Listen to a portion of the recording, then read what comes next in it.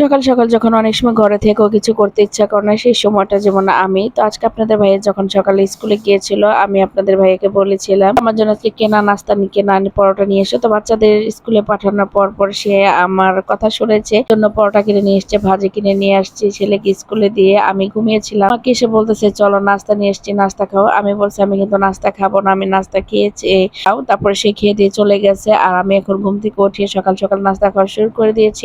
খালাকেও দিলাম, আমিও খাচ্ছি। আমার কিন্তু ফ্রিজে রুটি ভাজা ছিল, আমি সেই রুটিটা আজকে ভাজতে আলস্যতা ছিল, যার জন্য আজকে আমি নিজে কিনা খাবারটা খাচ্ছি।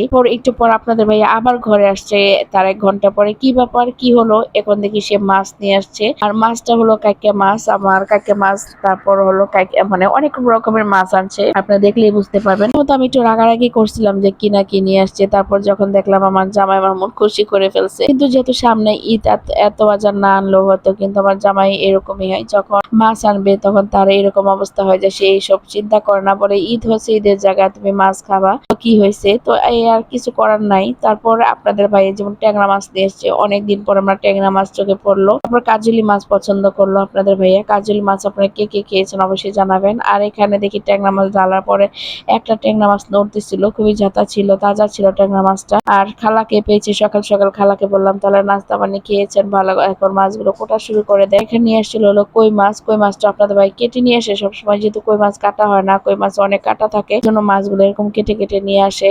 আর আমার কাছে খুবই ভালো লাগে, আমি যেহেতু কই মাছে কাটা কাটতে পারি না, পারে না, খালাও খুবই যেভাবে কাটতে পারে না, কষ্ট হয়ে যায়। আর এই কাকিয়া মাছগুলো বড় ছিল, তাই বললাম যে মাছগুলো একসাথে ঢেলে নেন, তারপর মাছ কাটা শুরু করে দেন। আর যেহেতু কাজের মানুষ আর কেউ নাই, আমার একা একা এগুলা করা হবে না। তারপর যাই হোক, এখন যেটা নিয়ে আসছিল হলো কলিজা নিয়ে আসছিল, গরু ভুড়ি নিয়ে আসছিল আপনাদের ভাইয়া।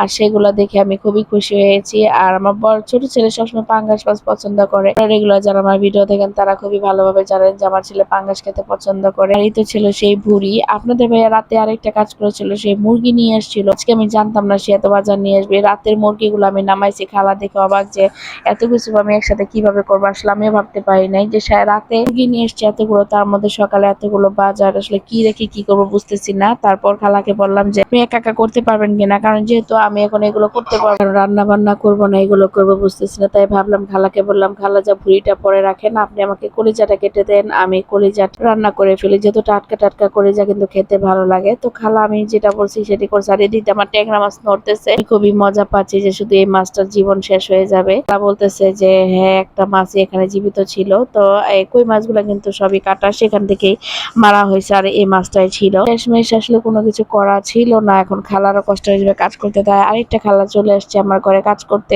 আমি এখন তাকে বসায় দিচ্ছি, বলছি তাহলে আপনি খালার সাথে একটু কাজ করে দেন, আপনার যদি কষ্ট না হয়। সে বলছে সমস্যা নাই, আমি করে দিচ্ছি। তো সেই খালাকে মাছ কোটাতে বসায় দিলাম। এই ফাঁকে দেখে আবার ছোট ছেলে এখন ঘুম থেকে উঠে গেছে, আমার সেই পরোটাটা ভাজতে হলো, কারণ আমার ছোট ছেলে কেনা পরোটা খেতে পারবে না, তার জন্য আমি এখন এই পরোটা ভেজে দিই। এই পরোটা খুবই নরম থাকে, সিদ্ধ আটার রুটি যেহেতু, এখন তাকে চা আর পরোটা দেবে। এখন তার সাথে আমি আরেকটা পরোটা ভাগ বসাবো আর কি। তো দেখেন কাজ কিভাবে হয়। আমার ঘরে পরোটা ছিল কিন্তু ভাজি নাই। আসলে জামাই ভালো হলে, সংসার যদি স্বামী ভালো থাকে, তাহলে পৃথিবীতে আর কাউকে দরকার নাই। মেয়েরা স্বামী বাড়িতেই সুখী শান্তিতে থাকতে পারে। তো আমি এদিক দিয়ে ছেলেকে নাস্তা বানিয়ে ভাজতেছি, পরোটা ভাজতেছি, চা বসাচ্ছি, আর খালা এদিক দিয়ে আমার কাজগুলো করে দিচ্ছে।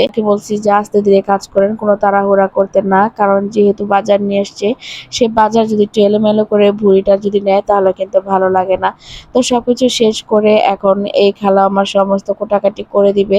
এক খালা আপনার গ্রিল সব মুছতেছে, বাথরুম দেওয়ার পরে আমি তাকে বলছি যে আপনি এগুলো করে দিয়ে আপনি একটু খালার সাথে কাটাকাটি করে দেন। এখন সেই খালাও আসবে কাটাকাটি করে দিতে। তো দুইজন একসাথে করবে, একজন মুরগি ধরবে আর একজন আপনার মাছ ধরবে। তো দুইজন ধরলে হয়তো আমার কাজটা আগায় যাবে। তো এরকম আপনাদের ভাইয়া যখন বাজার নিয়ে আসে, তখন এরকম আমার মাথাটা পুরাই নষ্ট করে ফেলে। আর আমার বাসায় খালা, উনি বয়স হয়ে গেলে উনি কাজে অনেক ফাঁকি দেয়, কিন্তু দেখা যায় আমার এই কাজগুলো সে ভালোভাবে করে দিতে পারে। আমি এত কাজগুলো করতে পারি না, যেহেতু আমার সংসারে অনেক কাজ কাম করতে হয়, কারণ অনেকগুলো রুম গোছাতে হয়, সবকিছু করতে হয়, বাচ্চাদের স্কুলে যাওয়া, টেক কেয়ার করা, তারপর নিজে একটু ভিডিও যেহেতু বানাই, সেই দিকে একটু লক্ষ্য করা, কাজ করা, সবকিছু মিলিয়ে আমার এই কাজগুলো গোছাতে হয় আর কি।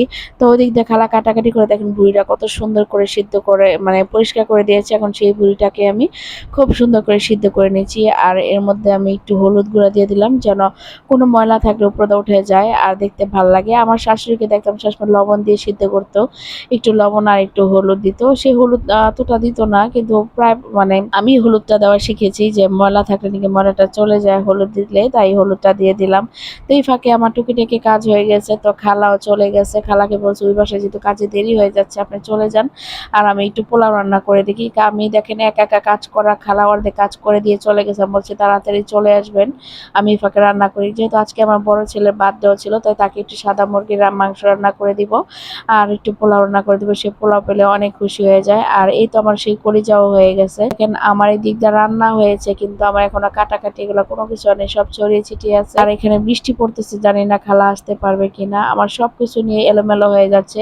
আর এখন বাজে কটা জানেন? এখন বাজে হলো 4টা। এই 4টার মধ্যে এখন খালা আবার আসছে পরে খালাকে বললাম কটা ভাত খেতে, তো খালাকে ভাত খেলো, তাকে কলিজা দিয়ে কটা ভাত দিলাম, সে ভাত খেলো। খাওয়া দাওয়ার পরে আবার সে ভুড়ি নিয়ে বসছে। এখন আবার 2 কাপ চা নিলাম, তাকে 1 কাপ চা দিলাম, আমি 1 কাপ চা খেলাম। তো খেয়ে আবার তাকে বললাম ভুড়ি নিয়ে বসেন, আমি আপনার সাথে ভুড়ি কেটে দিব। তো আমিও কিন্তু আজকে খালার সাথে ভুড়ি কাটছি। আর দেখেন রাত্র হয়ে গেছে, রাত্রের মধ্যে আমার সমস্ত পাকের ঘর আজকে ক্লিন করে ফেললো খালা, আর চুলায় গরম পানি দেওয়া হলো। তো এই দেখেন করতে করতে রাত হয়ে গেছে। আপনারা ভিডিওতে হয়তো না দেখলে বুঝতেন না যে সকাল থেকে আজকে রাত পর্যন্ত কাজ হয়েছে। আমাদের ভিডিওটি কেমন লেগেছে অবশ্যই জানাবেন।